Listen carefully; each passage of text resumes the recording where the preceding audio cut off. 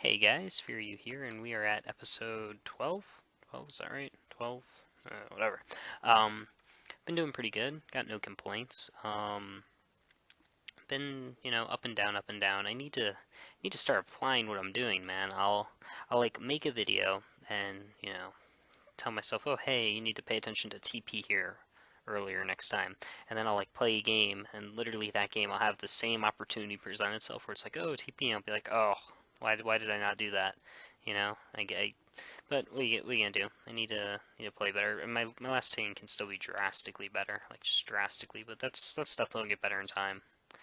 Whatever, we'll get there. What are we talking about today? Today we are talking about what happens when a game isn't what you expect. When a game isn't in its norm. When you see the enemy team, you almost have an expectation. Like, oh, they're gonna, send their carry and their support. If you're on the Legion team, they're send their carry and their support, top, and they're gonna send, this hero is definitely the only hero they're gonna mid with, and then, the other two are gonna be bottom, and then something totally abnormal happens where like someone was like, nope, I'm going scout mid or something awkward, and and then you're kind of put into a different situation. You weren't quite getting what you expected, and now you have to like prepare for it, and then the game can kind of adjust to that. So that's kind of what we're going to be looking at, and kind of adjustments you need to make on the fly when you see things that you weren't quite ready for. So let's hop right into it. Okay, so here we are in one of my games. First thing I'm doing, let me go from my view. You can see their shadow picks, but obviously that's something I can't see. First thing I do is I look at our team, see how we're doing, same thing. I got, okay, pretty good blue. Pretty bad teal. That's kind of scary, 6 and 7 with 0.38 KD. That might be a fresh account. That's pretty good. And you have me and all my stats. At this point I'm 1606, and then we have a 1500. It's about 0.8, nothing big. Pyro's a Smurf, hard Smurf, so that's a big concern right away. Huge concern with 3.71 and 7 and 1. I'm gonna look to shut him down. Legionnaire's really good, 66 win percent, 2.4 KD. That's also really bad. And another Smurf. Then we have the TV's pretty bad, and Valk's pretty bad. Valk could be better with the point soon. So that's what we got. So now I'm waiting for the pick. I'm waiting to see what we get. So like right now I see the ramp. I'm gonna have to pick some range of support. And then he switches to Emerald War, and now I'm looking for like an initiation. I was debating on doing Magmus, but I don't like the way it's shut down, so I decided on Fearu. And my goal this game is to kind of do what I can to the Pyro and try to lock him down. Just from his Smurf level, like if I can keep him low, and kind of not let him get what he wants done, I think that'll help a lot. I expect the lanes to look something like maybe like Lego. All these guys can mid. I don't. To be honest, I don't know. You're gonna have someone solo mid or someone solo top. Even Valk could suicide. You could have two top, Lego, jungle, whatever. So I'm waiting to see these lanes. Our lanes kind of suck. We're having Gunblade go mid, so I figure one. I'm gonna go with Emerald War on top, and we're just gonna put Rampage down there with Solstice. Whoever the two melee are gonna be in the short lane. So I'm loving this Warden because he's gonna. In case you didn't know this, you can use Emerald Warden's third ability, his Overgrowth, and you can use it almost as a ward to stop a pull or to stop anything from spawning. So you can put like a ward, you can put an Overgrowth right here, and it'll stop this camp from spawning, and it's invisible, which is awesome. So he's gonna stop Lego's farm. He's gonna put like one right there. I kind of ping it for him, but he puts it down simultaneously, which is awesome. I tell him like, yeah, put it right there. Yeah, over there, and it's beautiful. I didn't see this rampage here, but this turned into a oh hey we're ganking situation, which is pretty interesting. I'm I'm hoping Rampage can keep them here. Like, kind of just sit here. Like, don't get aggressive on them to keep them here. Because if they start running away from Rampage, then they're gonna evade us. And if he's right here, he can't see us coming because this is all fogged, which is an easy kill. So that's why I'm hoping Rampage doesn't get too aggressive. But he does. But then there's two of them, so they think they actually have an easy kill here. And Pyro's kind of out of position. I go up this way to both cut them off and let them not turn around. And this is a pretty unexpected bloodlust. I thought so. Like initially, I thought me and Emerald Warden were gonna come top, and we were just doing that to counter the pull. But now there's four of us top, so I know I I don't think Rampage is moving, so I'm just gonna haul ass down bottom and go down there. So c'est la vie. What are you gonna do? So it looked like TB was up top, so it looks like it'll be uh, either Flint mid, and then Valk will be suicide against Solstice for now until I catch up, which is fine. And then Lego will be in their jungle, which is what I thought, which is gonna be awesome because this just hurts his farm when he doesn't have that camp. But I find Lego here, so this I'm gonna harass Lego here.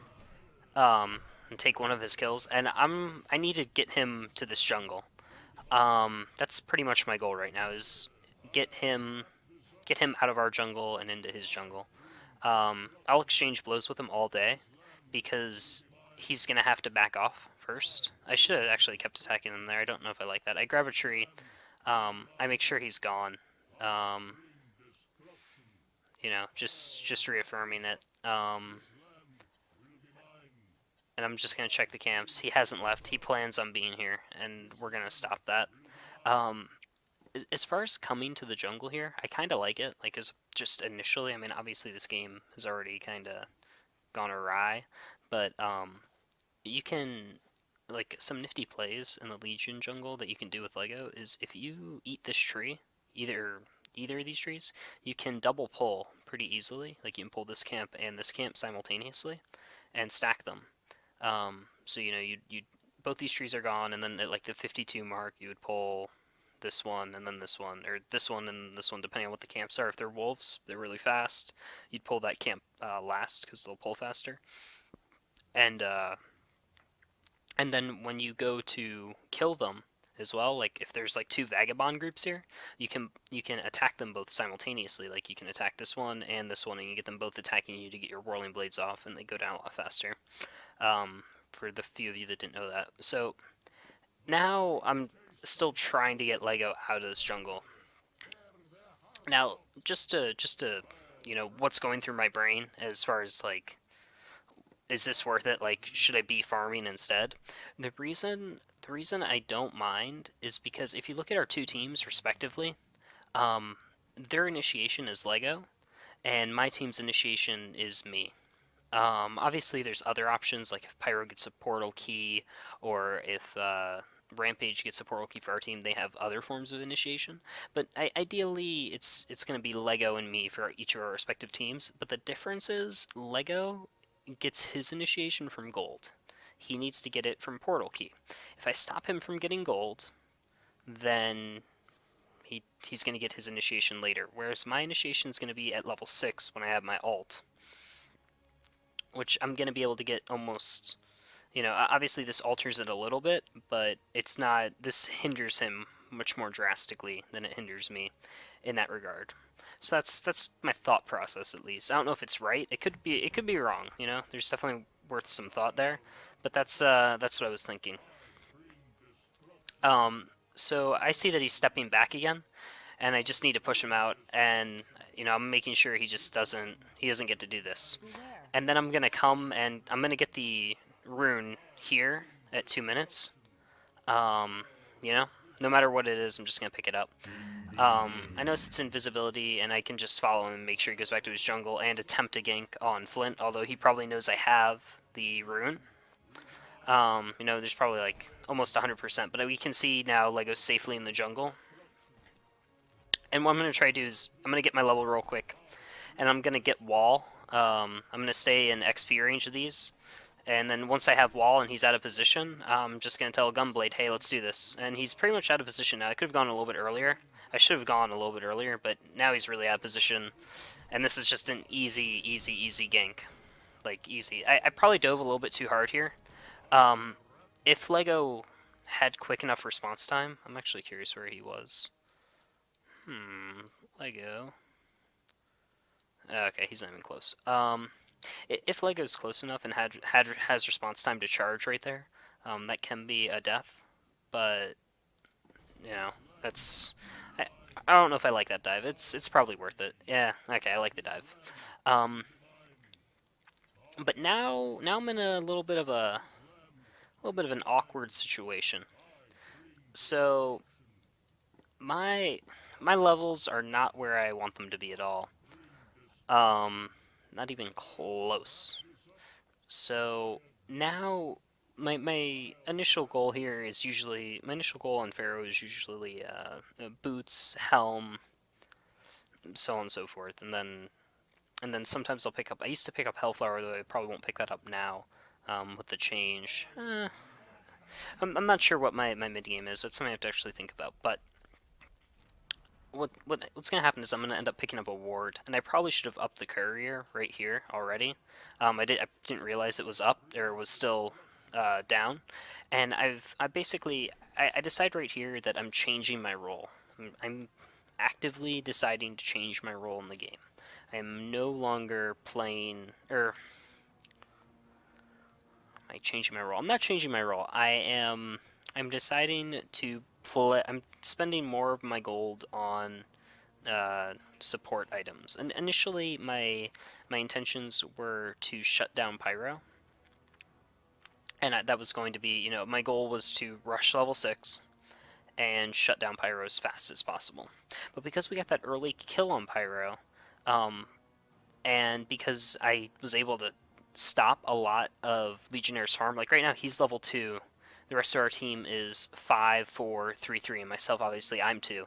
But he can't initiate and have that. He's not as big of a threat, and we know his portal key is not coming until at least 15 minutes. There's no 7-minute portal key coming on Lego. Like, with 100% certainty, that's not happening. And because we're having a lack of vision on our team already, I've decided, hey, I'm going to support. And that's really, really important. And that's a hard decision to make. A lot of people hate doing it. There's this tendency for some reason for people to say, hey, I'm gonna pull here, hopefully. I was trying to figure out how to pull. So so like I was telling you with Legionnaire before, you can pull both these camps simultaneously. Because I don't have boots, I can't body pull them. If this tree had already been cut and I was standing here, I could throw my axe at this camp and then body pull this one and stack them at the 4-minute mark. But because of that, I can't, whatever. But so I'm gonna end up stacking this camp and then planting the ward, hopefully. Ooh, no plant the ward? That's bad. Okay. See, I'm silly. And then I'm going to pull this into the lane and help out my lane partner here. And Legionnaire died to creeps, to newts, because he got a little bit too aggressive, clearly. And okay, guys, so I actually want to take a second and actively look at what just happened there. I've decided that on Pharaoh, I am now going to support. I know that sounds like the most simple thing in the world. We didn't have wards go buy one, but I don't feel like this is something we do actively enough. I feel like so many people there, people in that 1400 to 1600 range just go, I'm the strength hero, I don't need to buy wards, whatever, or, I'm insert whatever. You're the int. If you're int, you buy wards. I don't know where that standard came by, but we need to eliminate it. I've decided, like, hey, we don't have a ward here. I should have upped the courier. I regret not upping the courier. I don't do it until, like, super late. I think I do it, like, the 6-minute mark. But I'm like, hey, I'm going to buy this ward. I'm going to stick it at that rune so I can see if I'm going to get ganked. And that's going to help me drastically. And so many more people need to do that. That allows me now to pull the lane safely and not have to worry about mid, and just being able to pull that lane, if I can last hit properly, um, I'll be able to, get that gold back that I bought from that ward in no time at all. Um, the rest of that game is pretty easy. After we, because I ganked Flint, and mid got Bloodlust, he pretty much wins his lane no problem. And because Pyro got Bloodlusted on, Rampage and Emerald Warren have no problem in their lane, and I mean we saw I never actually looked how Legionnaire died, but he died to Newts, and you obviously saw his early game wasn't so well, so he wasn't able to be much of a threat at all. And my team actually does a lot of ganks.